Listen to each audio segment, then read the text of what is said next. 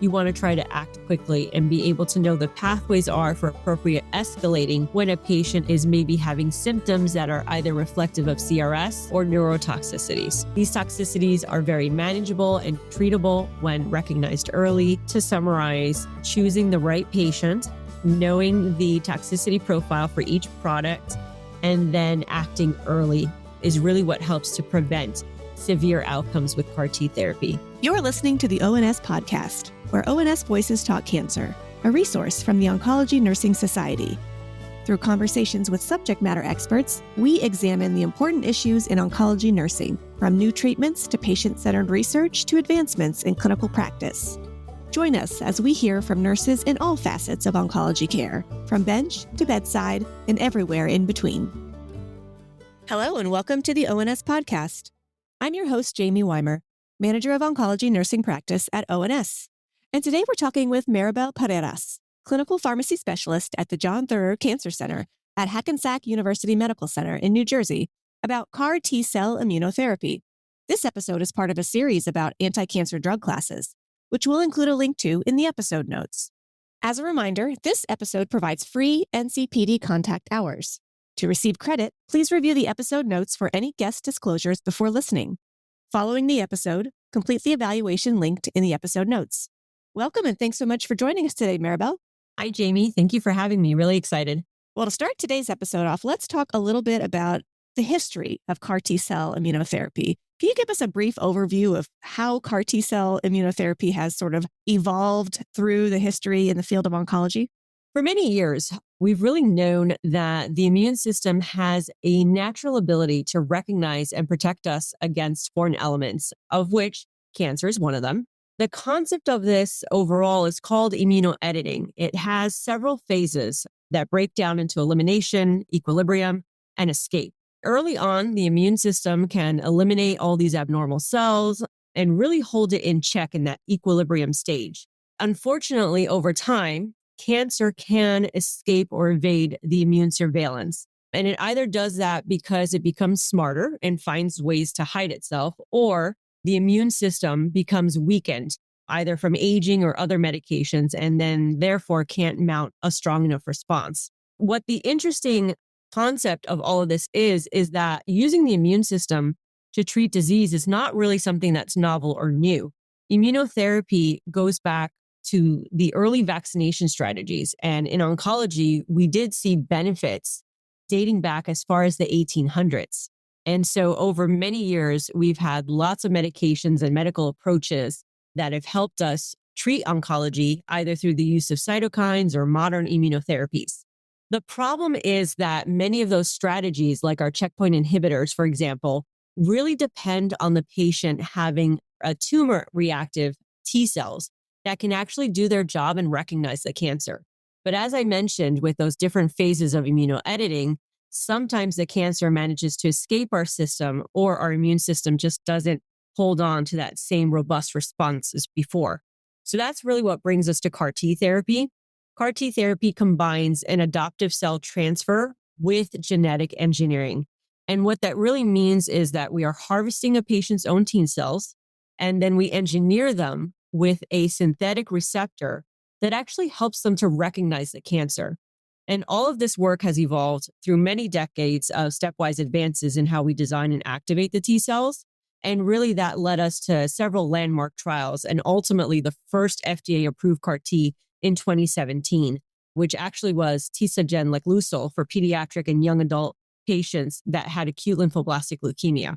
So really the big takeaway here is that CAR T is actually an amazing chapter in a really long history of immunotherapy. And the nice thing is that it's really amazing because it allows us to engineer targeted immunity, even when the patient's immune system can't do it effectively on its own. Thank you for that. And I think just recognizing the longevity of just the field of study and what we've learned and how long we've been trying to understand the immune system's sort of role in cancer and cancer treatment, I do think that that history is very important. It lends credibility and longevity to just, this isn't just a flash in the pan, like suddenly something we stumbled upon overnight. You know, like you said, there's decades of history and small incremental steps in understanding that have led us to what is finally, can be a very effective treatment for certain people. And so knowing that history in the context of where we are in that timeline just is really important to give us that perspective. And we can share that with our patients. Sometimes you do have to take that step back approach to really appreciate how far we've come. So let's dive in a little deeper now and talk about the mechanism of action and how does CAR T cell therapy actually work? At the high level, CAR T cell therapy works by turning a patient's own T cells into a living, targeted cancer therapy. And the process by which we do this is multifold. The first thing we do is we collect the patient's T cells through a process known as leukapheresis. And once those cells are collected, they are then sent off to the respective company's manufacturing labs. And those cells there are genetically engineered to then express something that we call a chimeric antigen receptor, or CAR. It's called chimeric because it's built from different functional parts, with the outside portion acting like an antibody that can recognize a very specific cancer antigen, and then the inside portion containing the activation signals that help to turn that T cell on. And what makes it so powerful is that normally speaking, is that a T cell needs cancer cells to present themselves in a very specific order in order for this to happen and for them to be recognized. And as I mentioned before, sometimes tumors have found ways to hide themselves and really disrupt that process. The beautiful thing about CAR Ts is that CAR T cells bypass that problem because we're engineering them directly to recognize a very specific or a very particular surface protein on the cancer cell. So really, we're eliminating that middleman step, if you will. And once they bind to that target, they then activate, they expand themselves, and they end up killing the cancer cell. From a structural perspective, the CAR T has this external binding piece that helps to recognize that tumor antigen. And then it also has an internal signaling piece that helps to activate and turn on the T cell. We've actually had several generations of CAR Ts that have been built along the way. The problem with the early ones is that while they worked, they didn't really last or persist very well in the body for long periods of time. And so these newer generation CAR Ts that we have on the market today have added co-stimulatory domains, and the most common ones being CD28 or 41BB. And those have actually helped to improve proliferation, activation, and longevity. A very complex mechanism of how these work, but understanding what underlies the effect of these drugs, it helps us as nurses, it helps me to understand what my patient is going to experience. And then that translates directly into how I can provide that education to them. So while sometimes these questions get a little bit deep in the science, I really think it's important for nurses to understand that mechanism so that they can translate that into patient-friendly terms and just help not only describe what the therapy is, but also comparing it how it's different from other therapies that patients might have already either received or they might have heard of.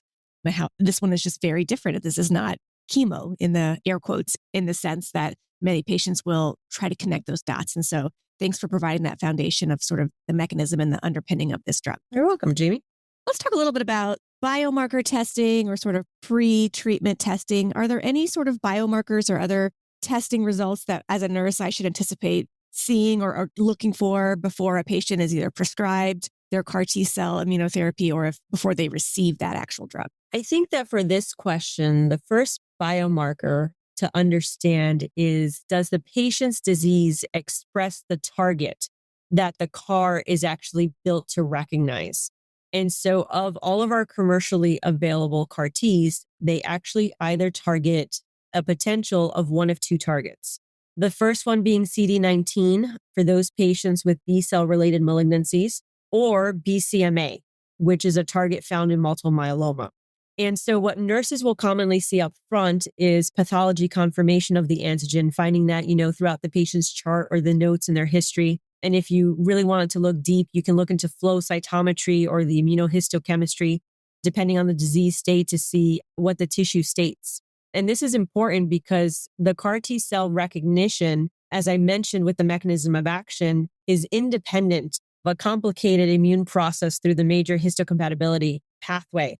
And so we're not relying on antigen presentation. We've already trained the CAR in what to look for. I would say that beyond target expression, some other testing, which I think is good to be aware of, really then goes into assessing, is your patient ready for undergoing a CAR T cell process? And so those can be broken down into several buckets, which I think many of us might be familiar with, but you want to do a good workup to assess their overall function and status. So looking at baseline organ function and reserve, and that might be your basic chem panel, your CBC to see where their counts are at.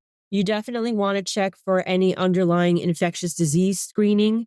A big side effect with these CAR T therapies is prolonged cytopenias and immune suppression. And so we want to know any underlying diseases that the patient might have already been exposed to that could lead to reactivation. We definitely want to get a baseline inflammatory and disease burden status, even though that's not one single test by and far. That's looking at several different items. So looking at LDH or markers of inflammation. And that's because we know that there is a relationship. If a patient has higher disease burden or an inflammatory biology, that does tend to correlate with higher toxicity risk. And then that might influence the way we monitor the patients who are getting the CAR T therapy.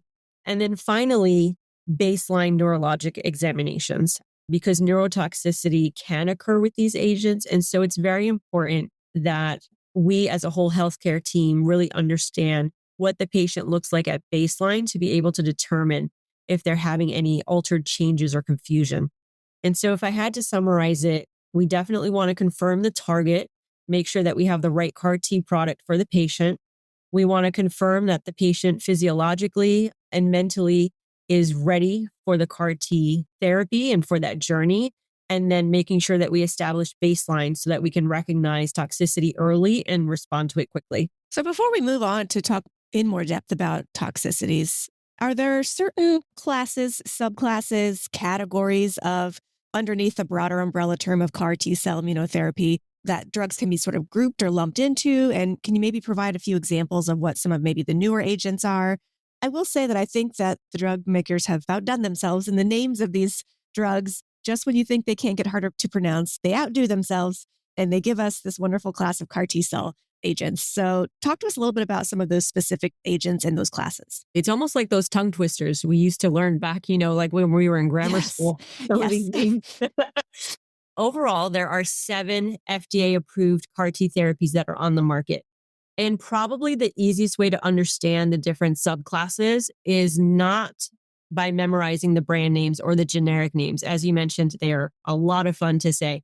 But I think the best way is to group them by what antigen they target. And so really they fall into 2 primary buckets. You've got your CD19-directed therapies for your B-cell leukemias and your lymphomas. And then on the other side, you have your BCMA-directed therapies for multiple myeloma. The CD19 is found on our B cells. And so those therapies are used in diseases like acute lymphoblastic leukemia, diffuse large B-cell lymphoma, or even mantle cell lymphoma, just to name a few examples. And because of what they target, one of the big side effects that you'll see is B-cell aplasia. And that's because it's working against both the malignant and the normal B cells. BCMA, on the other hand, is found on plasma cells.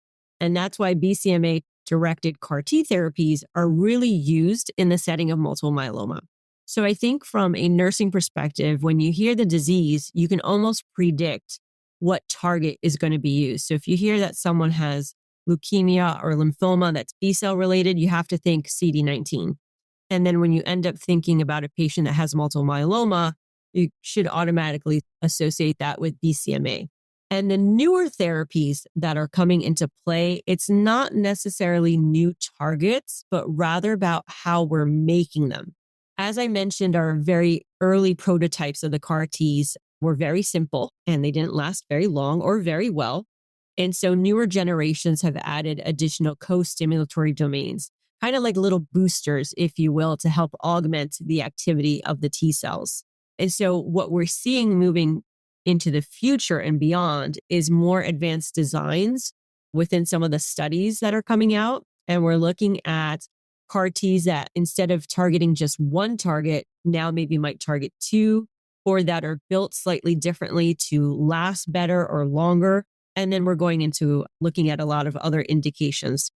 So when looking at subclasses and newer agents, In the world of CAR T, it's really been about an evolution. It's the same general concept, but we've definitely have moved from that concept into smarter engineering, and now we're moving into broader application. I like your sort of recommendation of learning what is the target. While yes, we need to make sure we have the right drug. So knowing the name is important, but not getting too wrapped up in pronouncing the name correctly, but just knowing what drug that patient should receive based on their diagnosis and the target that that drug is associated with. So I think as the library and the catalog of drugs, anti-neoplastic drugs continues to expand, I think that becomes even more important because we have so many drugs now that potentially are treating the same target or are used across disease sites, but using biomarker-directed therapy, it just has become harder and harder to kind of keep track of all these drugs. So I think that is absolutely wonderful advice. All right, so let's move now into toxicities, and these are certainly unique. What are some of the common toxicities or the adverse events that we would typically associate with CAR T cell immunotherapy, and are there commonalities across all agents, or there are unique components depending on which target the drug is directed towards? Ooh, there's so many fun toxicities that we could talk about.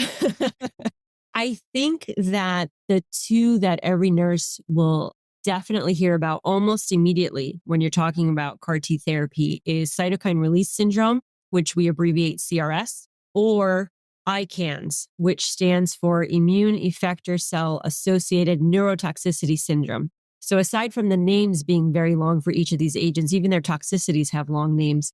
Right. So these are pretty much their hallmark toxicities of CAR Ts, and you will see them across the gamut with each of the agents that's available on the market. Some of them to slightly different degrees of incidence and severity. And it also depends on the patient's underlying disease state and how much disease burden they have as well. But in general, I think with CRS and ICANS, they really are directed and related to how powerful these cells can activate the immune system. And so to start off with CRS, that occurs because the CAR T cell has found its target and the cell begins to rapidly divide, expand, and it starts to release a large amount of inflammatory cytokines, particularly interleukin 6, along with several others like interleukin 1, for example. And this historically used to look like sepsis, but we now understand it to really be almost its own entity. Patients can present with fever, that's usually a hallmark sign. And then, depending on the severity and how much it progresses, can then lead into affecting organ systems, such as our cardiovascular system that may lead to hypotension or tachycardia, our pulmonary system, which could then end up as the patient presenting with hypoxia. And the important thing for nurses to remember is that this is expected. We can recognize it, and it is very manageable and treatable when caught early. The other big side effect is the ICANS, that neurologic toxicity that can either follow or even occur alongside CRS. And this can present as something as simple as just slightly being confused or altered, leading into progressively more severe elements such as word finding difficulties, tremors. You might have a patient that has changes in their handwriting, or even more severe cases that lead to seizures or decreased levels of consciousness. And so in this setting, neurologic assessments and knowing and understanding what your patient's baseline neurological status is so important. Those are really the largest two side effects that cross the board when it comes to CAR T therapies, but they do share some other side effects that we do need to monitor for in the longer run setting. And so this is probably going to apply to our nurses that take care of our patients in the outpatient setting, where they will frequently encounter them across many visits. And so one of the prolonged side effects is cytopenias. Not only can the CAR T agents themselves cause cytopenias, but in order to prepare a patient to receive a CAR T regimen, they have to receive chemotherapy to prepare them. We call it a lymphodepleting chemotherapy. So the chemo that they receive on top of the effects of the CAR T cell can lead them to have prolonged cytopenias. Because their immune system is low, another risk factor is also infections. So these patients are immunocompromised. And again, multiple angles. We did treat them with chemotherapy. We did give them the CAR T therapy. It's causing cytopenias. their B cells or their plasma cells are being depleted because the CAR T cells are working so well. So we can see a prolonged infection risk, and we do see an increased number of infections. So close monitoring is very important. And then lastly, we can see hypogammaglobulinemia, especially for those patients that receive the CD19 directed therapies. And again, that's because CD19 not only targets the malignant B cells, but also normal B cells. And so having immune globulin replacement is also very common for patients who have received CAR T therapies. I feel like CRS and ICANS tends to get a lot of attention. All of these CAR T agents had REMS program for safety measures because of the CRS and ICANS, although now those programs no longer exist because we've all have gotten much more familiar with what these entities are and how to treat them. But that being said, there are several other side effects to take into considerations, like the cytopenias and the infection and the hypogammaglobulinemia. In short, the toxicities do, I think, start to make sense once you remember how it is that the CAR Ts are working, the fact that they are augmenting the immune system and creating this powerful immune cascade response, as well as how they are targeting and leading to other side effects. My background is solid tumor. Anything that comes to heme, I always feel a little bit out of my element, but I always learn so much. And I think the one thing that you said that struck me is this is part of a larger therapy. The CAR T cell is one sort of milestone, but as you mentioned, there's the lymphodepleting treatment that happens before. And so they're going to experience receiving this drug and any toxicities that come from this agent in the context of the other agents that they had to receive as part of sort of the lead up to this one. So such important context to keep in mind of not only understanding which therapy is maybe responsible for the toxicities we might be seeing, but also just acknowledging that they might compound as well. And so just keeping both of those in mind through the lens of educating our patients and preparing them for what to expect really is going to be important to provide them with this education about the different stages of their treatment and sort of what will be different as their treatment progresses. Absolutely. And to add on to that, to compound the fact, these patients that are receiving CAR T therapies are usually already heavily or can be heavily pretreated coming in. So that can also add into side effects that we see as well. So now, Amy, let's talk about what can we do about those toxicities. Are there any pharmacologic strategies that we can use to either prevent or to manage the toxicities that we anticipate? There are a small handful of things that we can do for prevention. It's very patient specific. There are some studies that are looking at giving prophylactic use of steroids to certain patients. Some institutions are looking at the prophylactic use of anakinra to try to help offset some of those side effects, the CRS and the ICANS. But I think the biggest thing that we can do to prevent and manage the CAR T toxicities is really all occurs even before the cells are ever infused.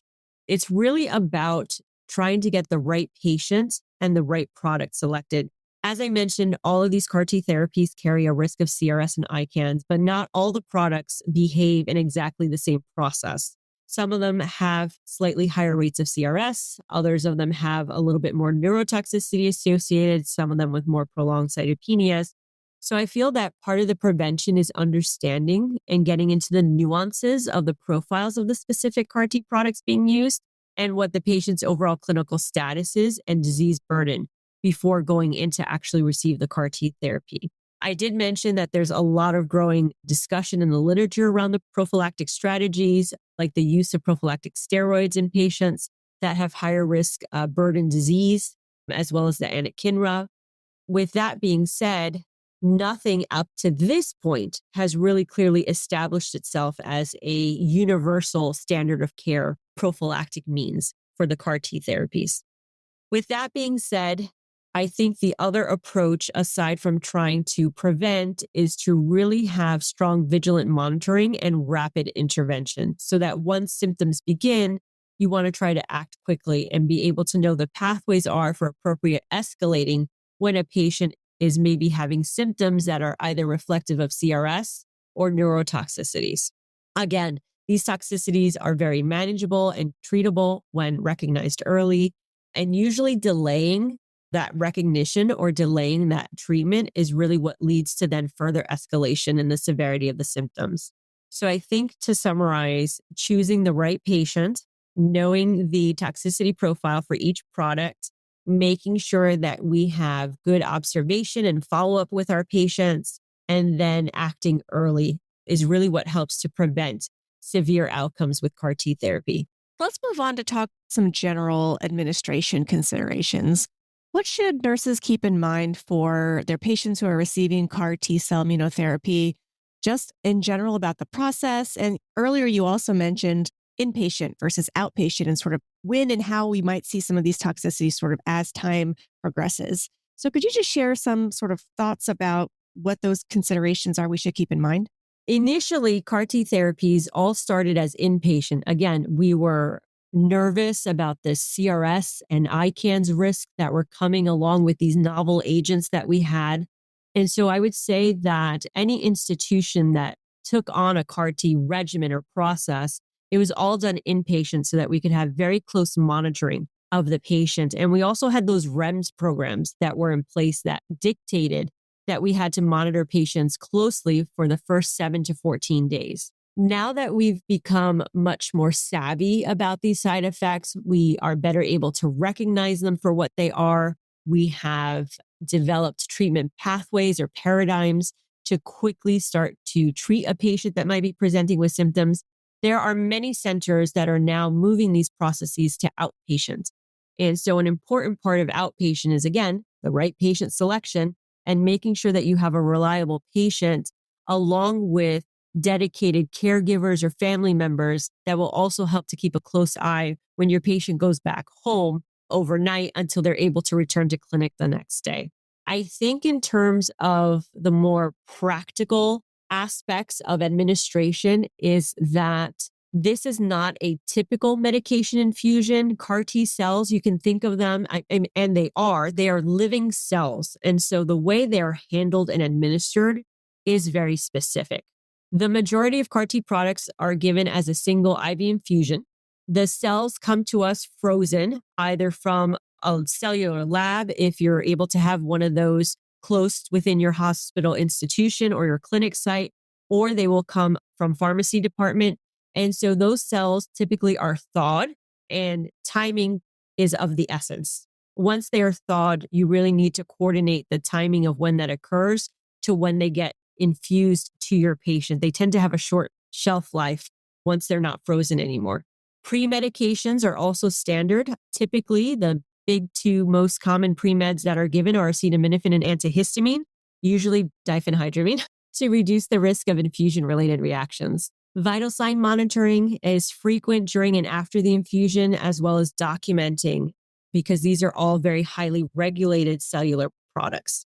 I think there is one nuance that should be brought to light. As I mentioned, the majority of these products are IV infusions. However, there is one, lysocabtagene maraleucel, or sometimes with these long names, we will abbreviate it. So it's called lysocell for short.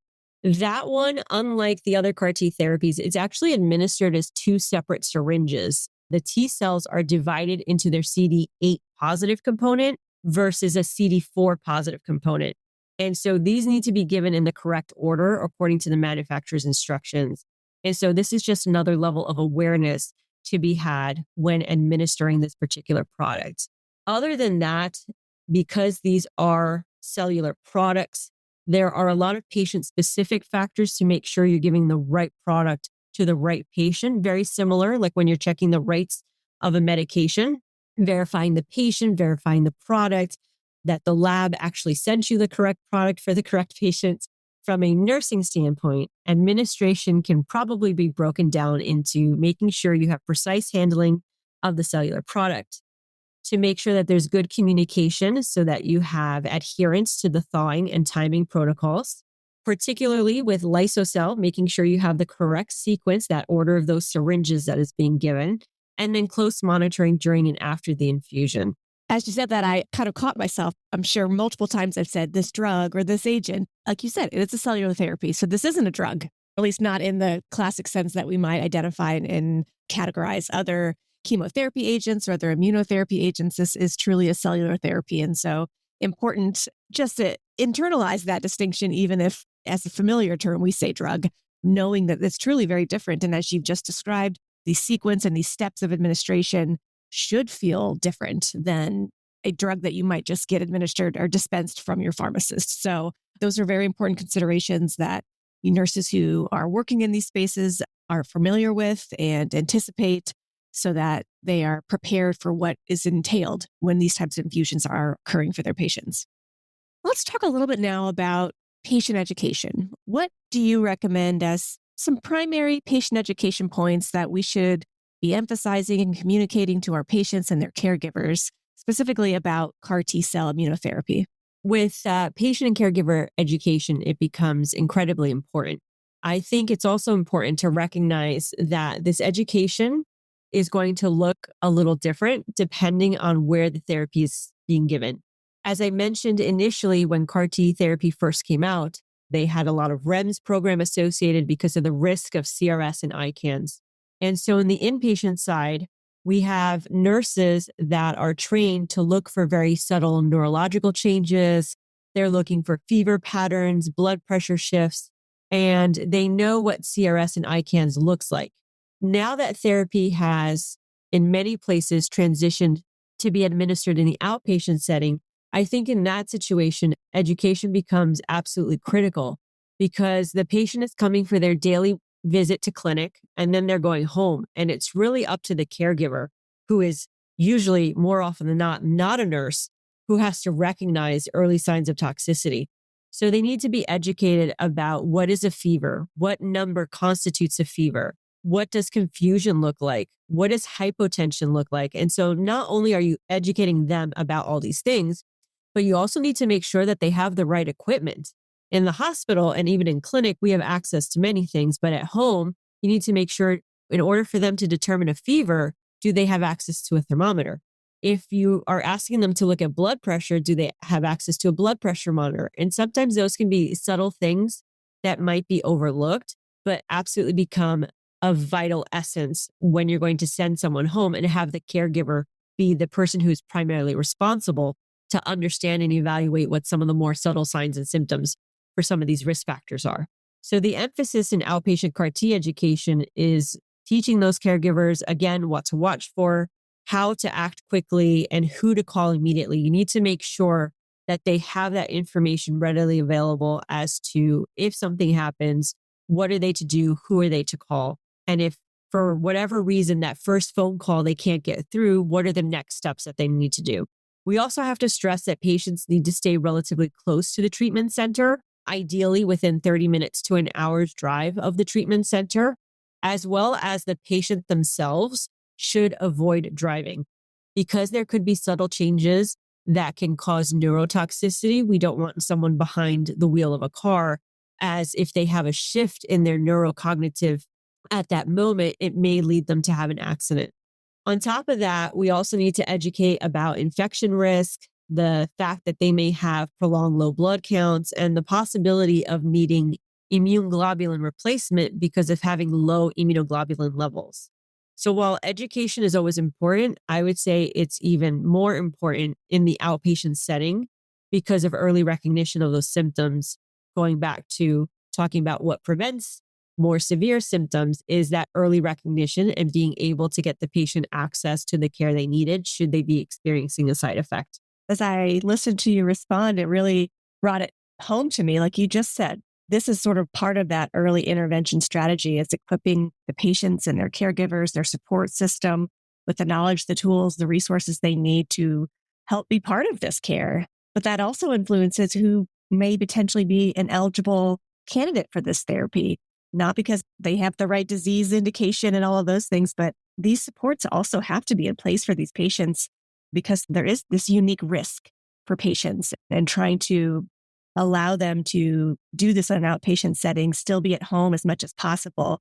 It requires that level of support and caregiving that other therapies, other chemotherapies, again, those all have their own risks and toxicities, but this is a unique situation where that required level of hypervigilance, especially in the early days and weeks after treatment, this can't be overemphasized. So how do you see pharmacists and oncology nurses working together and collaborating, not only to manage adverse events or toxicities, but also to provide patient education and really serve as that trusted resource of information for our patients and caregivers? I think CAR T therapy really does highlight the close relationship that's had between pharmacy and nursing. Pharmacy and pharmacists are often involved before the cells are even infused. I really have taken a huge role in helping to design protocols, building out the medication order sets, as well as planning supportive care medications and anticipating what would be needed should we have a patient that ultimately develops side effects like CRS or ICANS. I think where the collaboration really becomes most visible is during and after infusion. Nurses are the first to see a patient. They really are the ones that probably spend the majority of time with the patient. So they're the ones really who are recognizing those maybe subtle changes that might be occurring, that the patient just doesn't look right. They seem a little off. We're seeing that slight trend in their temperature curve and whatnot. And then where I come in is in having those discussions and really working alongside of them to help guide, okay, well, what are we going to do next? Do we really need to increase monitoring parameters? Does the current signs and symptoms that the patient is displaying, does that mean that we have to actually implement treatment with medications or anything else? And so a big part of my role, which I feel that many of us oncology pharmacists have, is education. I have spent a lot of time working with my nursing teams to really help them understand many of these questions that we've already gone over in much deeper depth, really helping them to understand the place in therapy of CAR T cells, how they're working, why it is these toxicities are occurring, as well as reviewing with them, well, how do we grade it? And what does that grading severity then mean in terms of how we end up treating a patient? I also help them to understand, well, what about these treatment medications? How are those supposed to be given? How often and what are we looking for in terms of side effects from these therapies that we are using to help our patients? The wonderful thing about that is that when something does start to develop, we ultimately end up speaking the same language and we're able to act quickly, uniformly, and together for the best care of the patient. I think another thing that pharmacy does help to do as well, and I know I do this in my practice, is to help keep track of the ongoing treatment with CRS and ICANS. While many times it's very treatable and short-lived, we do have some cases where it does take us a little bit longer to get things controlled. So making sure that someone is keeping track of how often a patient has gotten a supportive care medication or any repeat interventions, as well as making sure that we're following evidence-based approaches is very important. So this collaboration, I think, again, really highlights how wonderful when different forces come together, so to speak, really for the betterment of the patient. Absolutely. Well said. So, what do you think the future looks like for these agents, and how do you see their role continuing to evolve in the landscape of cancer care? Oh, we have so much going on. I would say, to be a little cliche, but the future of CAR T, I think, is incredibly bright. And it definitely is expanding beyond where we started. It started as something for patients with blood cancers, but now we're starting to see it move into other disciplines. For example, patients with solid tumors or even patients with non oncologic diseases. Patients with solid tumors, that has been a little bit more of a challenging area for CAR Ts for several issues, yet there's still innovation happening. And that's where probably some of the new developments in CAR Ts and the different types of CAR Ts are occurring to see if we can get them to last and persist for longer. We're also starting to see it applied to non-cancer conditions, specifically autoimmune diseases, where we're targeting dysfunctional B cells. And those have shown very promising early results in disease states like lupus and multiple sclerosis. At already operationally, we are starting to see CAR Ts move more into the outpatient setting. And while we spoke about some of the hurdles that have to be overcome, making sure that your patient is safe to do this and they've got good supportive care at home for managing. But I think that moving it into the outpatient setting ultimately is something that does provide quality of life benefit for the patients to actually be able to stay home. And we can do that because we've gotten better at recognizing and managing the toxicity. So it has become safer to administer these therapies outside of the hospital. By doing that, we then end up increasing access for our patients so that they can receive these therapies.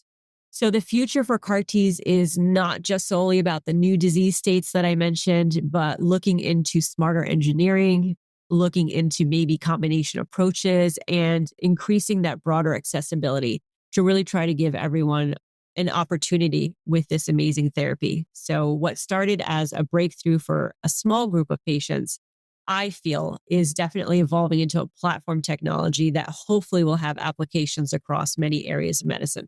Well, a very exciting time to be in oncology and seeing these incremental but notable improvements and progress that we're making. And while so far has been mainly in the hematologic space, it's moving into solid tumor and also even non-oncologic diagnoses. So an exciting time to be at the forefront of this. And all the information that you shared today, Maribel, has been so helpful for me, for our listeners, just to help us to better understand how these therapies work. And so when we do start to see them in our practice, we will have this as a great foundation to work from. As we reach the end of our episode, we like to always run through a series of quick summary questions to help highlight some of the main topics we've covered today.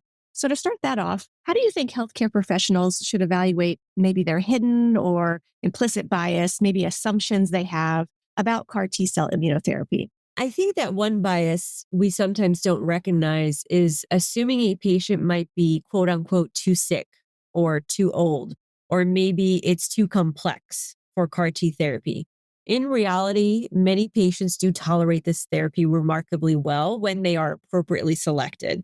So I think part of checking our bias is not, or trying to avoid pre-deciding who is or isn't a potential candidate, but really trying to let the disease biology and the clinical criteria guide that decision rather than our assumptions. What do you think are some misconceptions about CAR T-cell immunotherapy? I feel that some common misconceptions is that CAR T is seen or viewed as a last resort or a last line therapy. It's how we started. I'll be honest, that is how they started as a last line option. But because they have worked so well with their efficacy and the fact that we've been able to better understand and manage the side effect profile, it is in many disease states now actually moving earlier into the treatment paradigm. I think the other misconception, which I hinted at already, is fearing or thinking that it's extremely dangerous because of this side effect profile. Yes, the toxicities are real. I don't want to underplay them at all. But as I've also mentioned, they are predictable and they are very treatable and manageable when recognized early. What's something about this topic that's not often discussed, but you wish people knew more about? I really wish that people appreciated how much coordination actually happens behind the scenes before a patient ever even receives their CAR T therapy. This is not a process that you can be evaluated for and the next day just jump right into receiving your CAR T therapy. Beyond the physicians, the nurses, the pharmacists, I have to give a shout out to the rest of our amazing teams, such as insurance coordinators, nurse navigators, our cell therapy team, who are following along in the process from start to finish. I mean, they're looking at insurance authorization. They are looking to see how they schedule the patient to come in for leukapheresis so that we can collect those cells to begin with. The cell lab helps with coordinating manufacturing timelines, so sending it out to the company and then receiving it back in, as well as how much effort goes into preparing the patient for either their upcoming inpatient admission or their visit to the outpatient setting. So I think it really is under-recognized how many people it takes to get this going. It's that phrase, you need the entire village. It really is an entire village to make sure that this happens safely and smoothly for the patient. So truly multidisciplinary from start to end. Absolutely. And I'm so glad you said that. I think that could be its own separate episode, just talking about all the coordination it takes to get from diagnosis and deciding on this treatment path all the way to the end. So definitely well said. And I'm glad you called that out. What additional training or education do oncology nurses need to stay current in this topic? I'm an individual that believes trying to get as much education as possible. And that can happen through so many different resources. I personally love podcasts. And so when I heard about this opportunity, I jumped right on it. I feel like podcasts are such an easy way. You're driving in your car, pop on a podcast, and you can get access to some great information right away. If you have the ability to take a little bit more time in terms of other resources for education that can be used, from a patient perspective, the National Comprehensive Cancer Network, or NCCN, does offer CAR T cell guidelines that are written in a very nice, patient-friendly format that can be very helpful. There is also the American Society of Gene and Cell Therapy, or ASGCT, that does provide additional patient education materials that is focused on gene and cell therapy. And then when looking for my fellow colleagues in the healthcare setting, the American Society for Transplantation and Cellular Therapy, or ASTCT, has a whole online learning center that is dedicated to providing learning to learners of different levels. So from your very novice learner, a new nurse who's just starting, a new resident or new fellow, to those that are more seasoned providers and educators. And so they have outstanding educational resources. And then last but not least, shout out to Oncology Nursing Society. I mean, you guys do an amazing job in and of itself, really providing excellent resources that I've tapped into many times as well to get better insight on a variety of things. So I think all of those resources can really help to reinforce best practices and keep everyone current as this field definitely continues to evolve. And then finally, what additional resources would you recommend maybe for patients or even other providers who want to learn more? Aside from what I've mentioned, some additional things, this is something where it's best to stay on top of the active practice, coming from like a healthcare perspective, making sure that you're actively practicing this or talking about this so you don't let your skills kind of fall behind on the wayside. So understanding what you're looking for and really knowing why it happens. And then some additional things for patients. I feel that aside from the ones that I recommended, that patients also need to be encouraged to ask questions and to maybe use mechanisms where they're allowed to have, can you repeat that back to me, to make sure that they understood all the education that you just went through. I feel it's also important to encourage patients and their caregivers to be advocates. And this information can be very overwhelming. So another good tidbit is encouraging them to write this information down and to refer back and really allowing themselves to kind of go home and really think about all of it. And to, again, encourage them. If you have any questions, feel free to reach out. So that plus the additional resources that I mentioned, I think can really help make for a much more robust conversation so that the patient and their caregiver feels more prepared about the process that's coming up ahead. Well, Maribel, thank you so much for joining me today on the podcast. I really enjoyed learning more about CAR T cell immunotherapy, and I think our listeners will find all of our discussion today very valuable as well.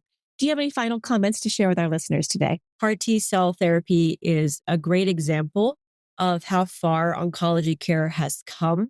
It really shows what is possible when you have science and careful monitoring and really strong teamwork come together to offer patients options that didn't exist before. Well, thank you again, Maribel. Thank you so much, Jamie. I really had a lovely time talking about everything CAR T related. Thank you for listening to the ONS podcast. Tell us about your favorite part in this episode by leaving a review wherever you download your podcast. For more resources and information about oncology nursing, visit us at ons.org and ons.org/voice. The ideas and opinions shared in this episode represent those of the guest and not necessarily ONS.